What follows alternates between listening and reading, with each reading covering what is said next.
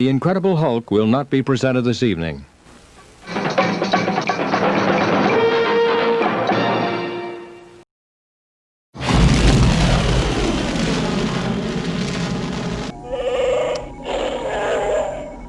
What's the matter, pal? I know. Life Day's coming up. I know it's important to you. Well, have we missed a Life Day yet? You know what? Just sit back, put some good spirits in, and we're going to go and see if the Star Wars Holiday Special is as bad as people say it is, okay? All right, punch it.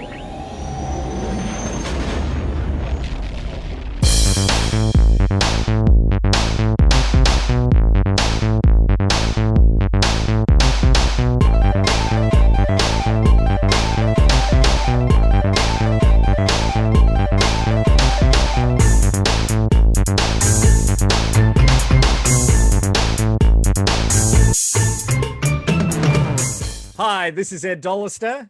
And this is Mitch Halleck. And welcome to Mitch and Ed's Excellent Adventure. Thanks for joining us for another edition. We've got a special holiday edition of the show. But before we get into that, a big thank you to all our subscribers. We're approaching that magic 200 number where we're going to see Mitch eat some fantastic 1989 Batman cereal. Yes, we are, Mitch. Yeah, okay, we'll see. Well, we haven't got there yet, and until people subscribe and notify, it's not going to happen. So if you want to see me commit Harry or suicide or seppuku, whatever you want to call it, subscribe today, and I will eat that cereal. Maybe we'll do it before Christmas, Ed. Who knows? That would be great. Well, we've been great, getting more subscribers each time, and thanks again to everyone who has watched our last episodes. The Mandalorian one was really popular as well. Still, Land of the Lost is going off like a frog in a sock, as they say. So I don't know. Do they say that in America? Going off like a frog in a frog in a sock? No. Okay. Maybe it's just me. It's been chock-a-block. That's basically what it's been. But today we're here to talk about a special anniversary that is happening on the 17th of November. It's the 42nd anniversary of the Star Wars Holiday Special, the infamous Star Wars Holiday Special. And we thought, well, why not? Let's get in the spirit of it. There's a new Lego Star Wars Holiday Special that's dropping this week as of recording on Disney Plus as well. But we asked the question, is the Star Wars Holiday Special really that bad? Yes. All right, that's all we got time for. Thanks very much. Hey, everybody. Have a nice Thanksgiving.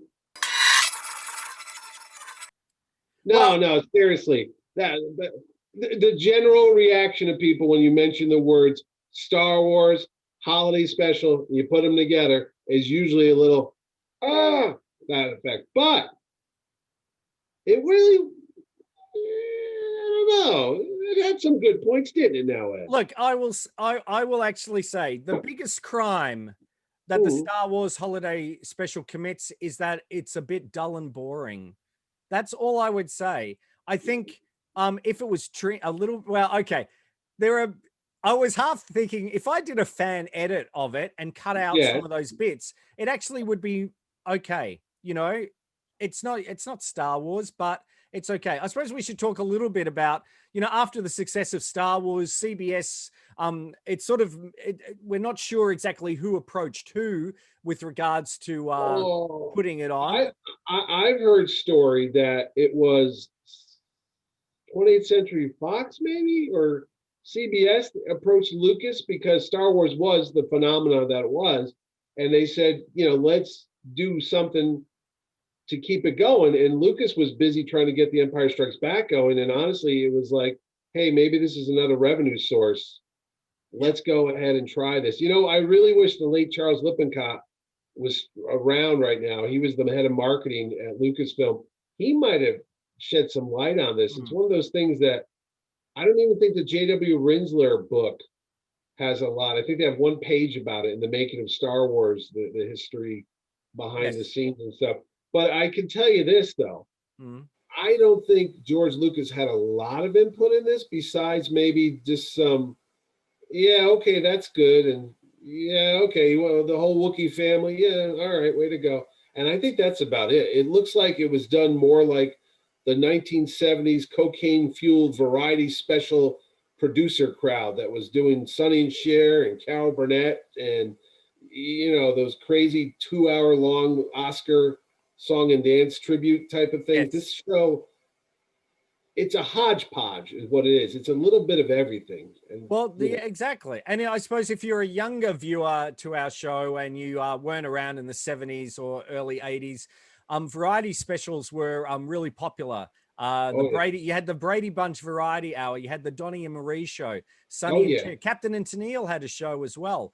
And Everybody essentially, they had were, one. yeah, pretty much. Didn't you have one at some point I on did public actually. TV? Yeah. I was on the mutual broadcasting system for a while. So, But so there you it go. was So, the thing. It was the thing. essentially, you had a host, and you had guest artists, and you had a combination variety of song, dance, Hence the comedy. word variety, a It's, spice of life, man. it is the bit of spice of everything. life. A So, little- yeah. Anyway, so that was really popular. So I think they were thinking, let's do a melding of not to mix our Star Trek and Star Wars metaphors, but a melding of the two genres. And George Lucas did contribute a little bit. In fact, he was adamant. The one thing he was adamant was about having the story about the Wookiees on the Wookiee planet and Chewbacca's family. And I know that there was some resistance because essentially it was going to be a 90-minute mime or Chewbacca without subtitles, unlike our Oh, um that wouldn't have worked. I no, mean, it wouldn't have worked. it's tough as it is. Just trying to get through it. When you say the mime stuff, I was thinking there's a sequence besides the Wookiees where Lumpy. We first we got to introduce all the Yeah, of characters. We course. have Mala, Chewbacca's wife. Yes. We have Itchy, his father-in-law, or was that Mala's dad or Chewie's dad? Did they ever really tell you? I don't know the lineage of who it was. Yeah. Yeah, but they honestly, I got to just a side note. His jawline really frightened me as a child. That weirdo underwrite thing he had going on there. It was just, I don't know, man. I get they were trying to go for the elderly, maybe no false teeth. No false teeth, no false fangs. Yeah. And then of course the cutie guy that everybody loved was Lumpy. That's Chewbacca's son. Yes. Who looked a little like Adam Rich from Eight Is Enough. He had that like bold Dutch boy haircut of the times. You know? Maybe they just didn't shave Adam, and they just maybe it was him. Kind of like a relative of Chaka from our Land of the Lost show. Yes, but, absolutely. But what I was going to say is there's a sequence in the beginning where he watches these little acrobats on like a hologram. Yes. It's all mime, it's all pantomime and juggling and all the acrobats.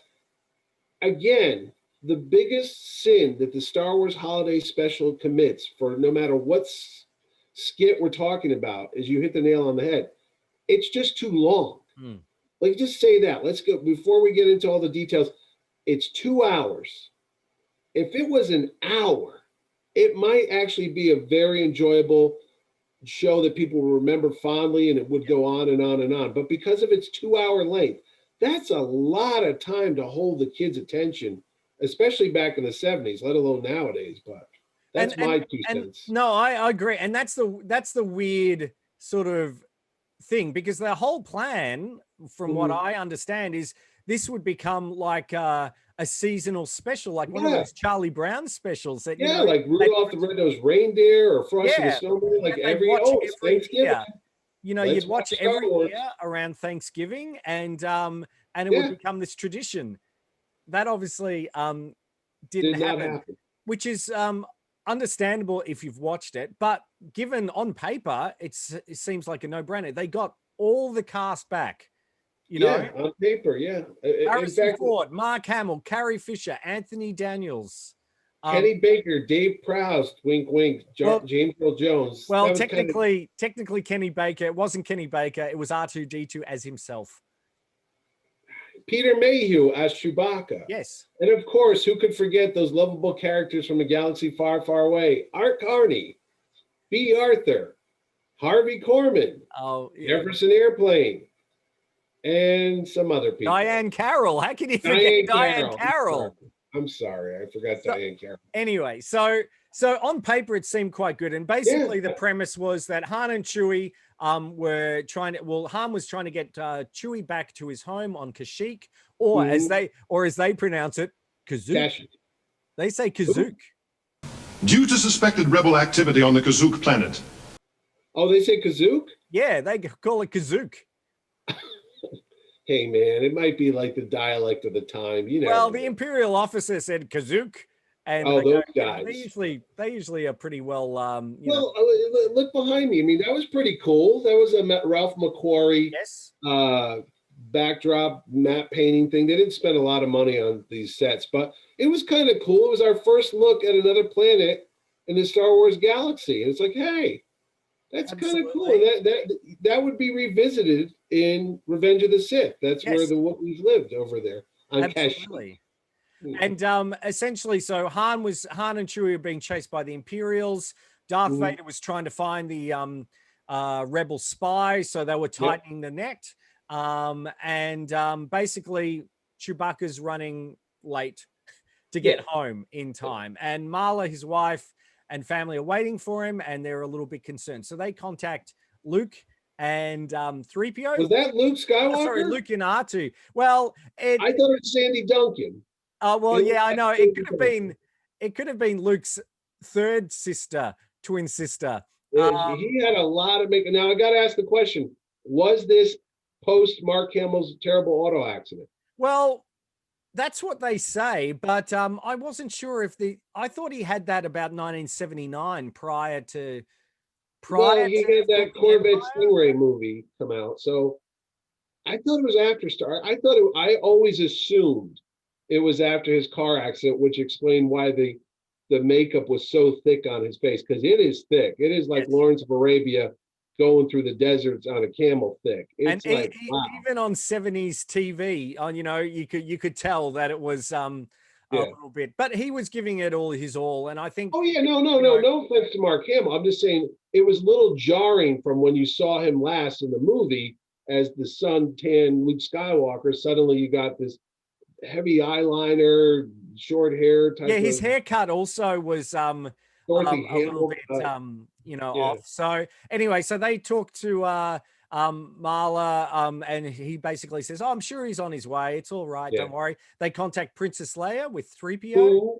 Who Princess Leia, if you notice very well, she's doing their taxes because she's using one of the 70s big calculators at the time. I'm surprised that she was not looking for some, tax breaks and things the like Imperial, that. What is it? The IRS, the Imperial. The IRS, the Internal Revenue Service was on her case, man. But boy, they didn't spend a lot of money on sets on this show. Well, I was messaging you earlier when you watch, and we'll talk a little bit later when Lumpy is watching the holographic tables, a bit like the Jedrick table, but they're on cassettes. And if you have a look, it's actually just like a Sony or a Philips cassette player. They're basically these cassette decks in rows around the table, and they didn't even hide it. Their communications to get to the rebels it was a TRS-80. The Imperials, when they're checking Sawn Dan, who his credentials, I'm sure he's using a calculator upside down. Oh, absolutely. Art Carney was using a Texas Instruments. Yeah. Okay, so that's the basic premise of the story. Yeah. We're going to sit there and watch as Han and Chewie race to get there. Mala tries to figure out, where they are. And in the meantime, the Empire, with stormtroopers and Imperial officers, have invaded the home of the Wookiees. They're really mean to little Lumpy. They break his little X-Wing toy that he's running around playing with. Yay, they're a bunch of jerks to him. And then, and the weird thing is we have these intercuts of a variety of different scenes and sketches that defy comprehension. And okay, I don't want to be negative, but let's call. No, look, I understand. I think the juggling troupe and everything like that. Yeah. Yes, it's a little long, but it's entertaining, and it reminds me of something like one of the guests maybe on the Muppet Show, that Moomin-Shahs, and things like that. Yeah. Pretty good. Susan Yarnell type of thing. Yeah, And I've got to say, the green screen or blue screen work that they use is pretty good. It was better than this behind me. They didn't have that weird staticky thing going That's on. true. So that was kind of good, but it could have been cut short. And then they're about to make the meal, so they're having some bantha steaks, which is quite nice, or a roast. And then this is where Harvey Korman comes in, and As the chef, as the Julia Child character. Coming along nicely. Starting to have a fine aroma.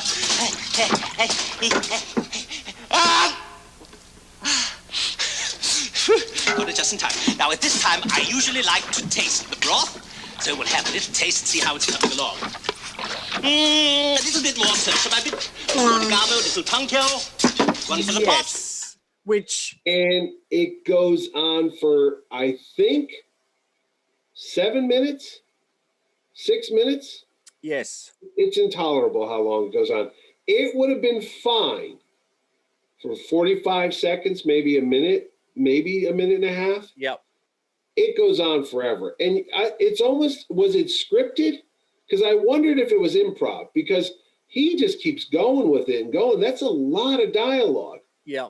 I feel like it's half and half, you know. Yeah. Some of it seems a little bit improvised when he's, you know, tasting the food and everything like that. So we both agree that you cut 5 minutes out of that and it's not so bad. No, it's okay. Okay, because, all right.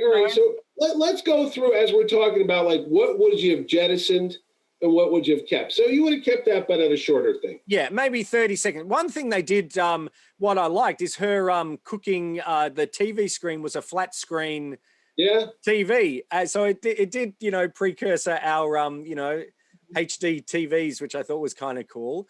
I mentioned real quick, Lumpy playing with the toy X-Wing was darn cool, because it kind of like, oh, look, they have Star Wars toys there too. Yeah, well, it was a wood. It was like Itchy was carving it out of wood. It was, and it was actually one of the is it the Estes? You know, the rockets that you could get. Yeah. Oh, I didn't know it was a real thing. I thought it was just a prop they made for the show. Yeah, so they painted it up and everything like that. So, which reminds me, years later when they do the Ewok movies, you'll see little Wicket playing with a chicken walker, I think it is, in a spaceship. So it's kind of, it'll all tie together eventually. You know what I mean? It's not so bad. So that's another good thing. So far in our, is the Star Wars special that bad? So far, we're okay. It's okay. Then I'm checking it off. We're okay. We're making a list and checking it twice. We meet Art Carney, who's a trader, Sawn, and we get to see him in his shop, and there's an Imperial there. They do a little bit, that goes on a little bit long, but he's playing it pretty straight. Yeah, what do you think about his performance? He's known to be Ed Norton, a famous comedian from the Jackie Gleason show, but he's okay. He doesn't really go too far over the edge. It's not like Harvey Korman. He's in character. You know, he's and I feel like that. Scoundrel. Yeah, I feel like the whole shtick about the is it the cleaner, the shaver, or whatever he's got? Again, it goes on, and then the Imperial just steals it. Yeah, those Imperial, they're jerks, man. I'll tell you that. And the footage that we see of Darth Vader is actually unused footage from Star Wars: A New Hope, where they're walking down the corridors, and I believe it was just dialogue that they were like trying to find the Death Star tapes. Wasn't that the? I think so. Yes. Same footage? Is that the footage that they're going to reuse years later when they made this Star Wars VHS? Oh, video game. No, game? they did refilm. No, I think they filmed new. Well, they might have used that bit, but they did refilm. Oh, they filmed new footage with that.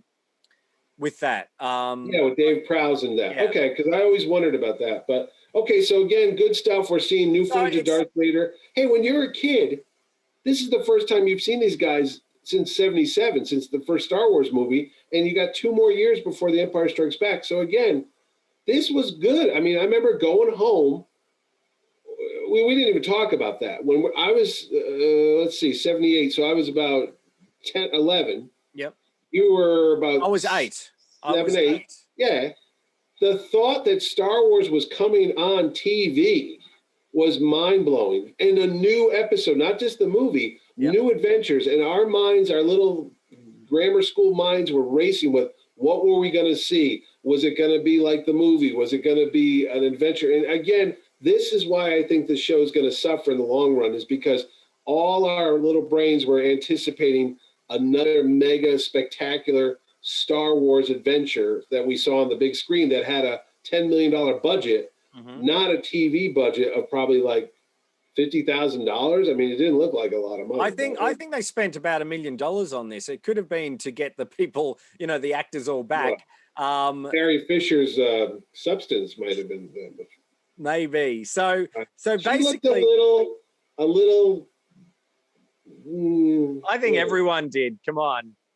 I think even R2 was on the sauce in this show. I'm telling you, he was hitting the oil pretty hard. Did you hear him blowing his dialogue? It was like, what did he just say? Anyway, so let's go back to it. So we're in the show now.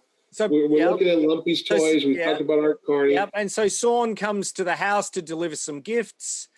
This is where it gets creepy, Ed. Yes. Diane Carroll as Mermeia. So basically there's a VR.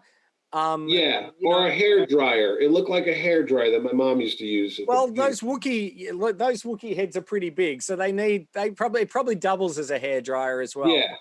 Okay. And then basically, this happens. Explain this to me. I am found in your eyes only. I exist for you. I am in your mind as you create me. Oh, yes. I can feel my creation. I'm getting your message. Are you getting mine? Oh, we are excited, aren't we? Well, just relax. Just relax. Yeah. So basically, what the hell was that, Ed? I don't know, but it certainly wasn't family friendly or. Oh no! It depends on what family. If you were the Manson family, it's probably appropriate, but not for the Osmond family and the rest of us watching that show. No, it was pretty raunchy. It was awkward. Yes. Imagine being in the room with your mom and dad, and everybody got around the TV and Wookie sex. Look. And, I mean. And what I don't know. It was fine. I was going to say, hold on. I don't know what was more disturbing, whether it happened or it happened in the living room while everyone was there.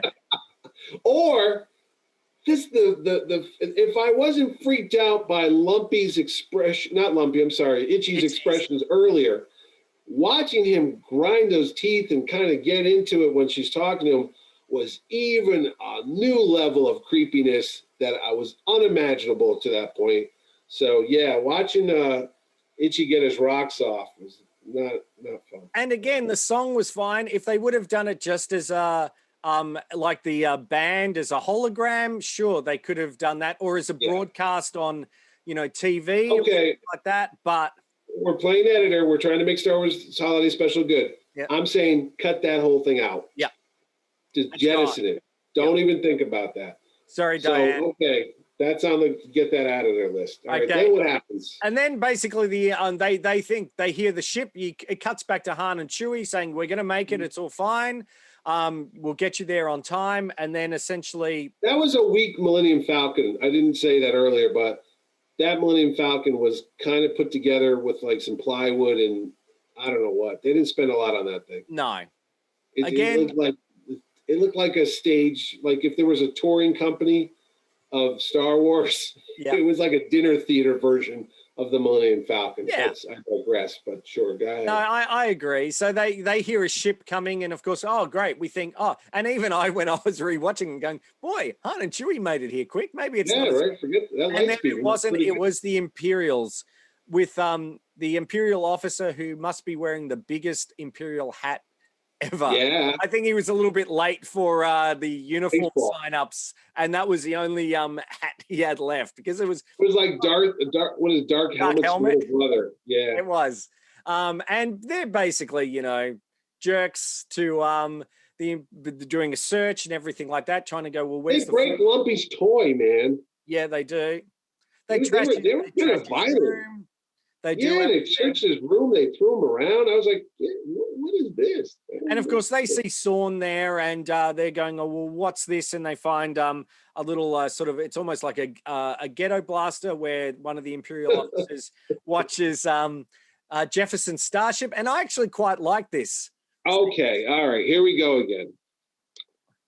Fine, you could have your Jefferson air. Wait, were they the starship or the airplane? They were, yeah.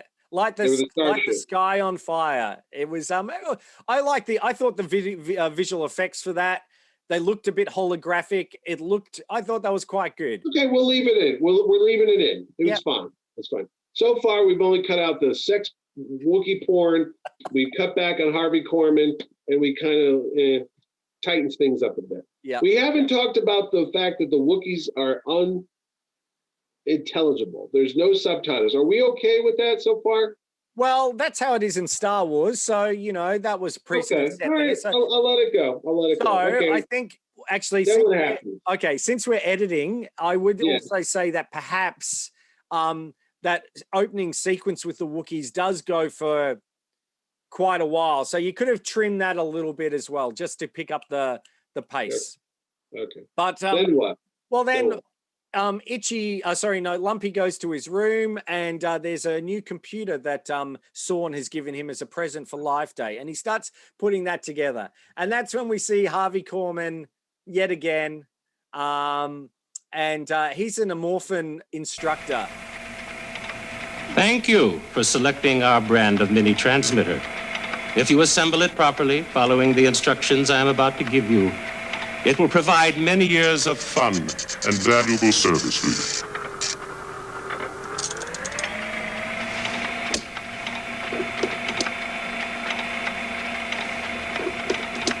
But now, let's get started, shall we?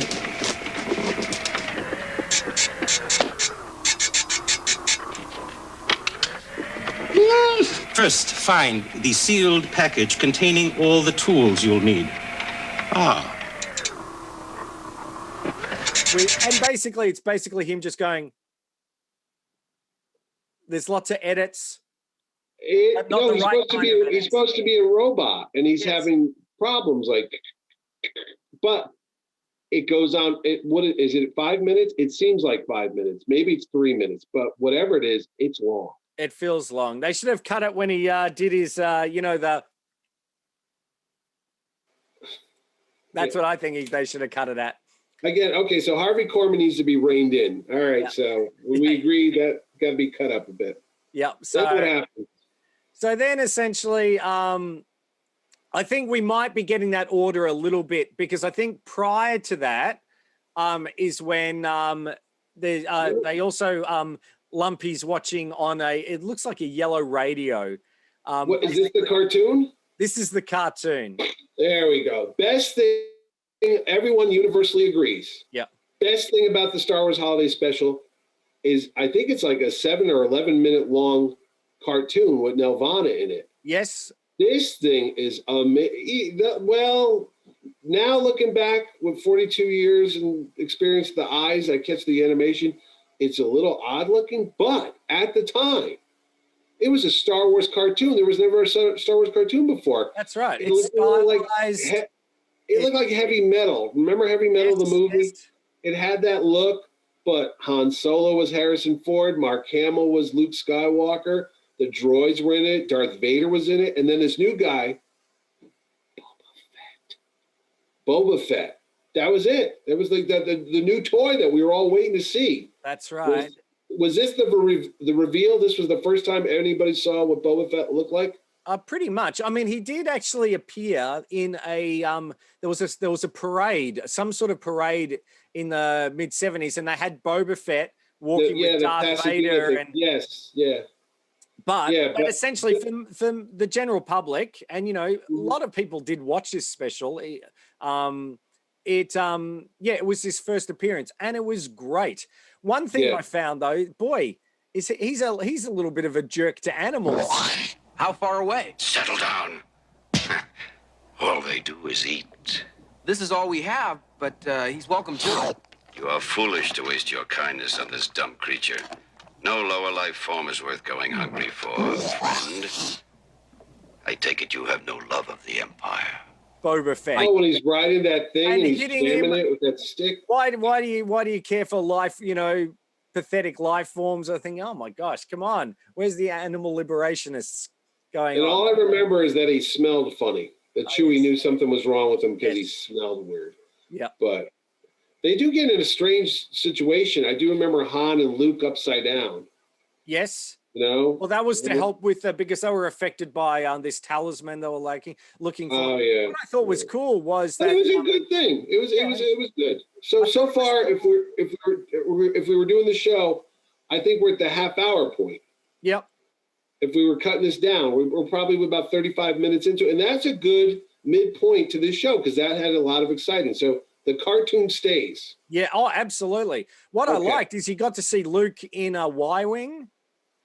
Get to see, and I liked how it jettisoned the main pod, and you could use that as a ship. He was wearing the outfit he wore at the end of the movie when he got the medallion, the ceremonial outfit, which I always thought was a cool look. Yeah. Don't know why, but the yellow jacket, the brown pants, and the black shirt. It was kind of like Han Solo. He should have been wearing that at the end of the Star Wars Holiday Special, not his original costume. Instead of his X-wing pilot outfit. No, he was wearing his Tatooine outfit. Wait a minute. We're gonna go check on that now. Ed's already doing some stuff there. But no, okay, so go on. While you do that, I'm doing a fact check. The cartoon was fantastic. That he goes up, Itchy goes up, Itchy, I keep calling it Itchy. Lumpy goes up to his room. Lumpy. And then there's a broadcast from the Imperial Network basically saying,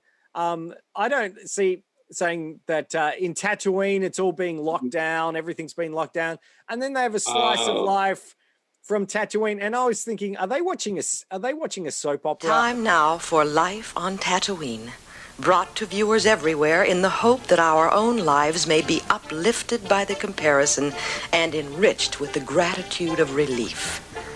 This transmission is unrehearsed and unedited and is hereby begun without further comment as to its lack of moral value. Or is this actually happening? It was a little unclear, but that's where we see the famous Akmina. Well, I am certainly not going to get rich with customers like you. I thought I taught you to drink faster than that. Well, at least you're steady. Akmina, yes. And she's in the Star Wars bar that used to own, right? Yes. Is that the same one? Well, no, it's not. It's a different one. It's a different one in the book Star Wars Tales. Yes. They explain there's a whole short story about her. That is a different bar. That is not the same bar that Han shot Greedo at. So it was really cool to see all those Star Wars cantina creatures all in one spot, which I thought was pretty cool.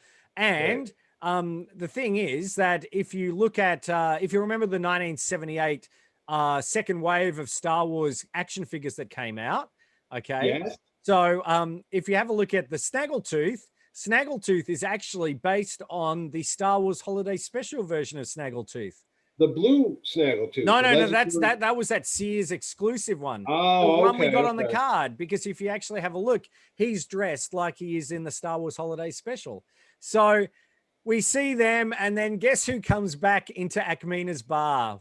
Not Indiana Jones.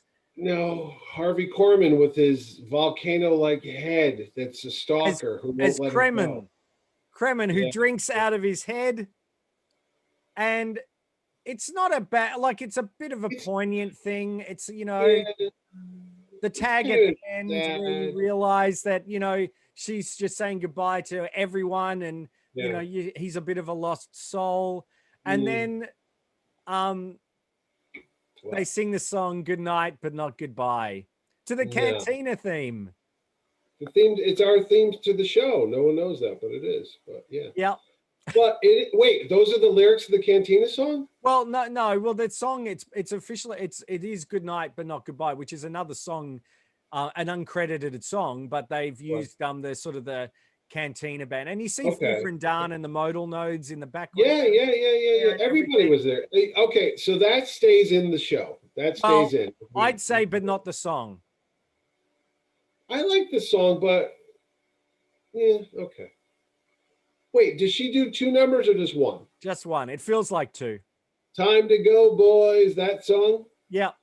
Yeah, it seems like too. I like that. No, all right, because I do remember that song, but whatever.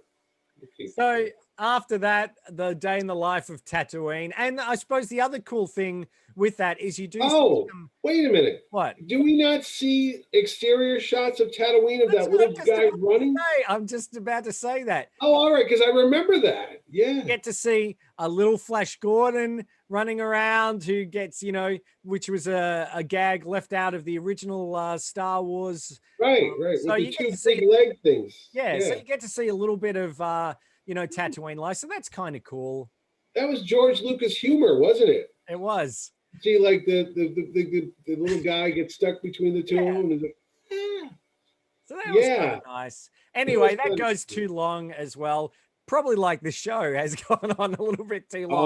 Oh, no. If only you knew how the troubles. We've had so many Imperial transmissions during this production today. I would welcome the Diane Carroll creepy sex video right now.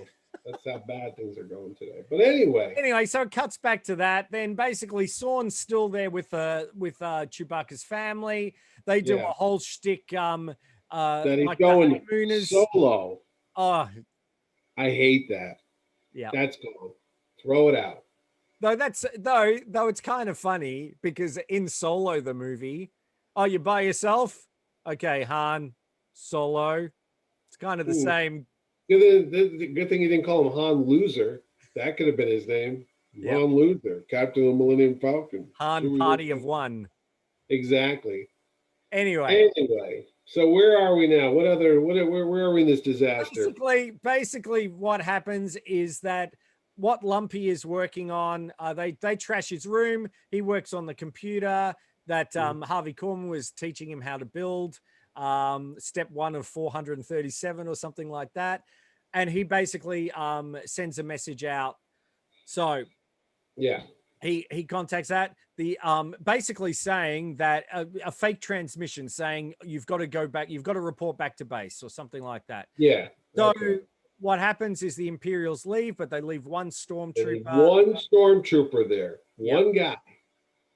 And then Han and Luke, Han and Chewie appear. Yeah. Okay, let's talk about this. Okay, here we go. Earlier on, we see Lumpy bored out of his mind, hanging around the treehouse, walking on the railing. That's dangerous. As he balances, precariously there. Yep. I'm going to say Lumpy's pushing a good $2 maybe $2.50. Maybe he's a little chunky kid. He's not called Lumpy because he's svelte. Let's be realistic about it, okay? He was a big kid. Yeah. Big boned. Yeah. Okay. Han confronts the stormtrooper in one of the most amazing feats of acrobatic daring do, dare I say. Yeah. Where he just goes, hold on, Ed, from all the way from America, I'm going to try to push you out of the way and see how quick you are to react. I want you to emote that Harrison Ford like, whoa. Ready? Oh!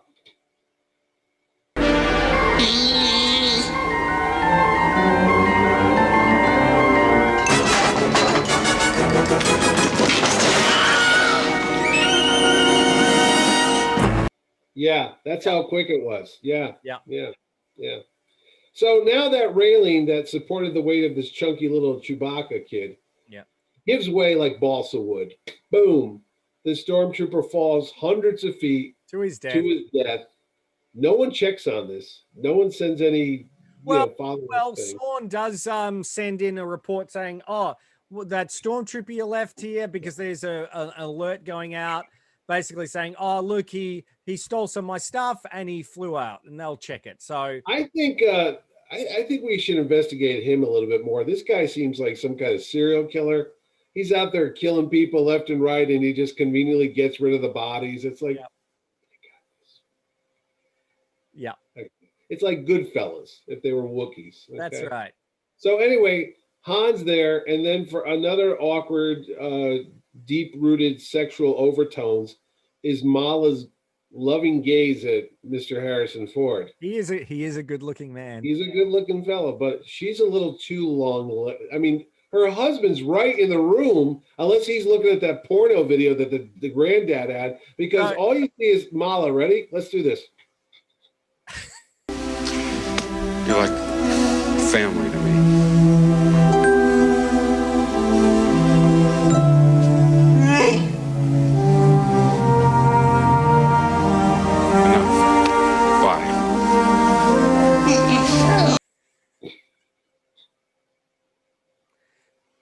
See, Stan Winston could never beat our special effects.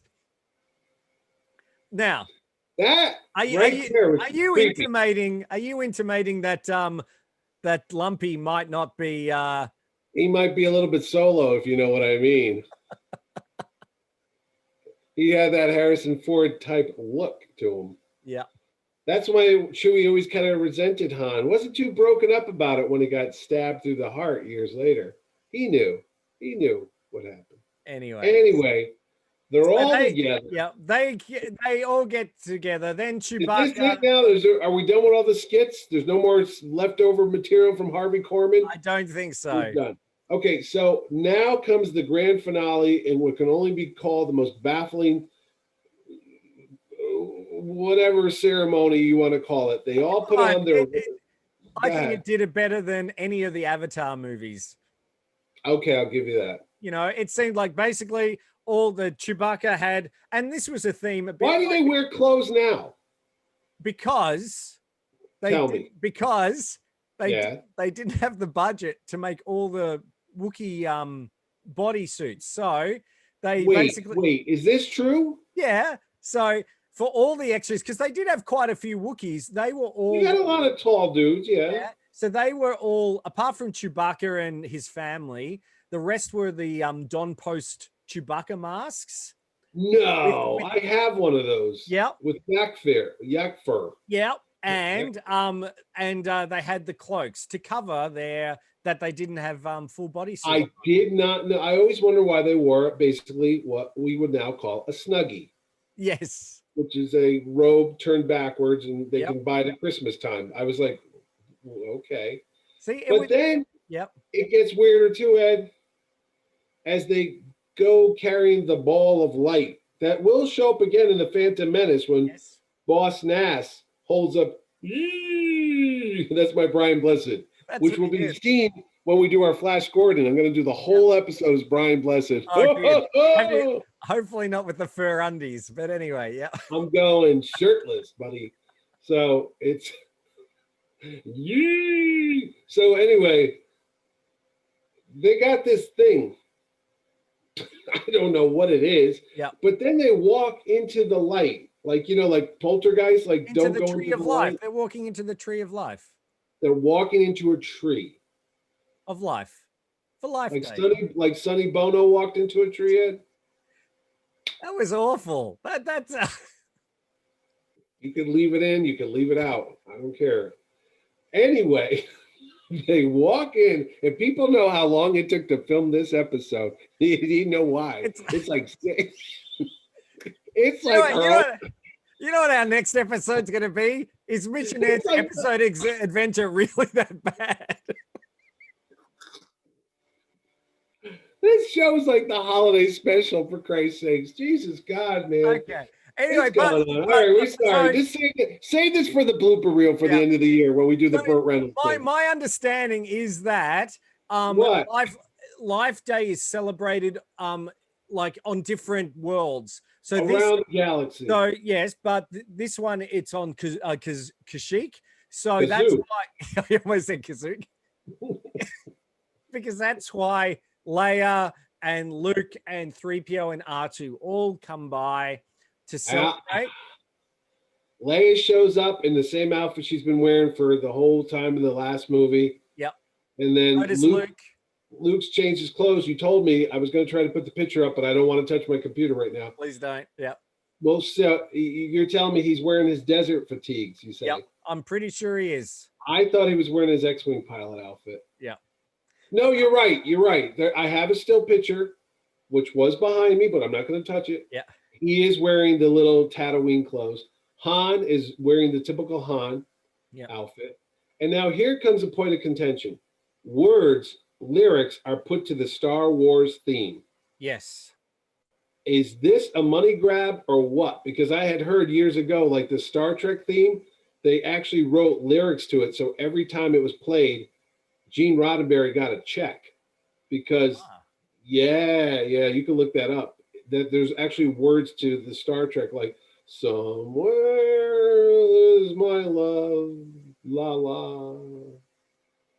I don't know. The lyrics are written by Ken and Mitzi Welch, who had done like the Carol Burnett show, and they had done a lot of John variety Williams. shows and things like that. The music obviously is by John Williams, but right, but not the lyrics. Because his son did write lyrics to the Max Rebo band. Yeah, Lapty Neck. Yeah, there's actually words to that stuff. Yes. So, but not this time around. No, this time Carrie Fisher is like, a day will. No, I don't think she's a bad singer. I think she's a good singer. I didn't say she was bad. No, I know, but I Reynolds was a famous how horrible it is, but she's not a bad singer, and it actually fits. Okay, it's fine. It's a bit unexpected. We celebrate a day of peace, a day of harmony, a day of joy we all can share together joyously. It is. I just like the bored looks on Harrison Ford and Mark Hamill's face. I think even 3PO looked a little bored on that scene though, because he's just like. I thought we'd frozen again. Huh? No. He looked like he was frozen before they had Zoom technology. Okay. 42 years ago, all you saw was Ford go. He was a little bit like that. So yeah, he looked lanky in that one. He looked very thin. I wonder if he was filming Force 10 from Navarone or something. It would have been. That was. His hair was shorter. Yeah. 70, yeah. He looked like it. So he didn't have the thick Mark Hamill pancake makeup on going on, you know. So it all ended, and people had high hopes for it. Again, as we said, that it would be shown every year, holiday season, yeah. And basically, it was a disaster. Lots of people watched it. Oh, I watched it. We all watched it. And then we all came to school the next day and didn't know what to say. We were like, yep. And it was never played officially again. In fact, but it's made the circuit on comic conventions and sci-fi conventions around the world for the last 40 years. I have a copy on VHS. Yes. And a burned DVD player one. And there's one on YouTube. If you're done watching us, you should link to that. There's a good quality one on there. Yeah, it's 720p. It's quite good quality. Yeah. And I suppose there's rumors that George Lucas has said that if he had the chance, he would basically destroy every copy. But the actors don't really have a lot to say about it. It was, obviously they were contractually obligated to do it. It's if you're a Star Wars fan, or if you're a 70s fan, or just a fan of just weird television, it's really worth watching once. So you can say, yep, you've seen it. There are some good elements of it, as we've said. It's great to see all the cast back. It's really the first, sequel to Star Wars, really. It is. And it's been incorporated into Star Wars current canon. Yes. Not because Lumpy in the Star Wars The Young Jedi novel series by Kevin J. Anderson, which doesn't exist anymore. Yep. That's now because they had Han's twins, Luke and Leia's twins, Jason and Jaina. They're gone now. But Lumpy was a Jedi Knight in those books. His real name is Lumparoo, which is like a long name. But he became a Jedi Knight. Who knew Lumpy had the Force? Yep. But that's all gone now. But you can still read them in Star Wars. And it was in 1979. I think it might have been Random House brought out a book, the Star Wars, the Chewbacca family, the Wookiee storybook, which showcased them. They were thinking they were going to at one point do a line of the action figures of Chewbacca's family, but it never got past you know, the prototype stage. I'll find a picture and put it up right now. But there's you know, there are, if you're interested and want to collect about the Star Wars Holiday Special, you can still online, apart from the bootleg copies, there are press kits and things like that. Hey man, all I know is it was a showcase for Star Wars toy commercials. All I do recall from watching it that night is there was a commercial after commercial, that good 70s toy commercials where they show the kids playing with the toys and all that. So there was a lot of that. And if you're really into Star Wars holiday stuff, it didn't end with this. Oh no. In 1980, our friend Nico would return with the Star Wars Christmas album featuring a young Mr. John Bon Jovi. That's correct. And Anthony Daniels, of course. And Anthony Daniels, of course, is back as C-3PO. But the song, What Do You Get a Wookiee for Christmas, when he already has a comb? It's a classic. Is a classic. Yeah. You can't beat that one. I love that. We had that as a kid for the kids on a CD. Yep. And I think it's been reissued. Yeah, I've got it on CD as well. It's good fun, and it's great to you know, of course, look at us with our Star Wars, you know, holiday sweaters as Christmas approaches. And of course, they're grabbing hold of that Star Wars Holiday Special legacy with the Lego Star Wars Holiday Special that's dropping this week on Disney Plus. Which and I forgot, especially on Disney Plus, they mentioned Life Day. Yes. In episode 1 of The Mandalorian. So that's what I was trying to refer to when I said it's part of canon now, because the bounty that he carbonizes there, whatever.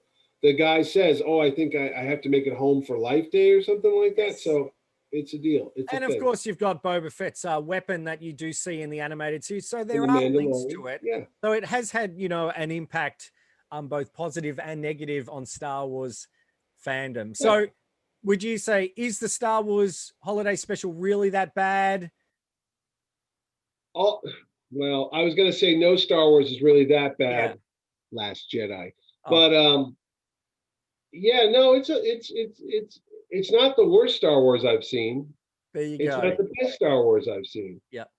I would say, again, elements of it are great fun. And even if you just watch the live action with, you know, Han, Luke, Leia, it's great to see them in a, you know, in a whole different setting. Yeah, it's like when you see Luke on the Muppet Show, you know, Mark Hamill, there as Luke Skywalker. It's just really cool. Or Chewbacca. Oh, I like it when the droids would show up all throughout the 70s and 80s. They'd pop up on like Sesame Street or the Bob Hope special or whatever, or Carol Burnett. Or Donnie Marie. I remember C-3PO that was dancing. Great. He was dancing on Donnie Marie, and he danced on the Muppet Show as well, too. And actually, when you think about, you know, Donnie Marie, brother and sister, and they were playing Luke and Leia. Whoa. I wonder if George Lucas stole the idea of Luke and Leia being brother and sister from Donnie Marie Osmond show. Right. They were on that together. Well, maybe. And I wonder if he stole the idea that Paul Lynde was really Darth Vader. Come on. Well, I was going to say little Jimmy Osmond might have been little Jabba the Hutt. You never know. Looked a little bit like Lumpy. He did. They all had that hairstyle back. Everybody had that hairstyle. What am I talking about? Anyway, so that's it. That's the Star Wars Holiday Special, soup to nuts. We've given you an abridged version of the whole thing. What we would have done with it. Basically, what did we cut out? Like almost an hour? Yeah. So yeah, it's a good 45 minute, hour long show. Yep. So again, watch it at your own peril, but we've watched it so you don't have to. But thank you very much for watching our show. Every time we got a new show, it's great to see new subscribers and new comments. We've had some fantastic comments. Someone was suggesting we could do maybe the King Kong movies, because next year is the 40. Oh, the 76 one with Jeff Bridges, or the original? So we do all of them. So we could do the 30, that was a great movie. 2005. So we'll be doing that. So if you've got a suggestion, don't forget, comment below. We love to see those comments. And again, don't forget to subscribe. And what should you do, Mitch? You should also click the button below, say subscribe, and then you also hit notifications, so you'll know when there's a new show. And it's almost the holiday time, but I was thinking Poseidon Adventure, when the time, New Year's Eve and the wave hits the ship and all that, we got to look at all the disaster movies one day. I'm loving it. Earthquake, airplane, the tidal, everything. Yep. There's another one I can't remember. Can we do the Swarm? Does that Swarm, Towering Inferno? If we do the Swarm, we're going to do Tentacles. No one remembers Tentacles. It was about a giant octopus that was coming after people. Again, one could say just stand back a couple of feet from the water, you're okay. But we didn't think like that back in the 70s. That's right. That's right. So we've got lots to look forward to on Mitch and Ed's Excellent Adventure. With that, signing off, this is Ed Dollister. And this is Mitch Halleck saying Happy Life Day. Happy Life Day. And you've been watching Mitch and Ed's Excellent Adventure. See you next time. Bye.